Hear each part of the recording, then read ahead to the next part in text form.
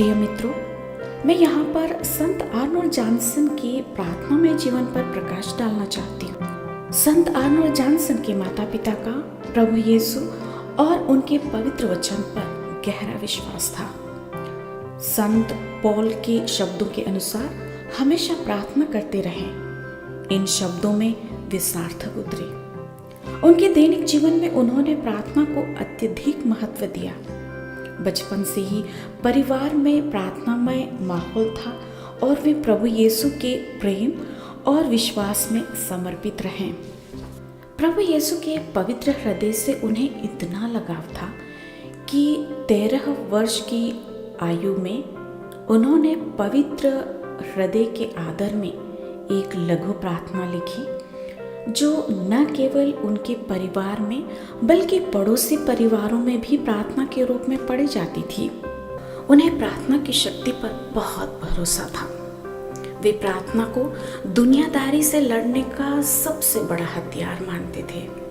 याद रखें, प्रार्थना की शक्ति को शब्दों में नहीं समझाया जा सकता है, बल्कि यह एक ऐसा एहसास है जिसे हम भी अपने जीवन में अनुभव करते आ रहे हैं। संत आर्नोल्ड जॉनसन का एक प्रार्थना मंत्र था।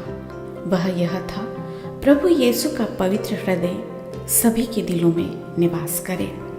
इस प्रार्थना मंत्र से उन्हें प्रतिदिन आंतरिक शक्ति प्राप्त होती थी। सोने से पहले जॉनसन परिवार शाम की प्रार्थना के लिए इकट्ठा होता था। रोजरी माला साथ में मिलकर बोलते थे। तत्पश्चात उनके पिताजी जेरहाल्ड संत यूहन्ना के पवित्र सुसमाचार की प्रथम पंक्तियों को भक्ति भाव से पढ़कर शाम की प्रार्थना का समापन करते थे। आदि में शब्द था, शब्द ईश्वर के साथ था और शब्द ईश्वर था। वह आदि में ईश्वर के साथ था। उसके द्वारा सब कुछ उत्पन्न हुआ और उसके बिना कुछ भी उत्पन्न नहीं हुआ। उसमें जीवन था और वह जीवन मनुष्यों की ज्योति था। वह ज्योति अंधकार में चमकती रहती है, अंधकार ने उसे नहीं बुझाया।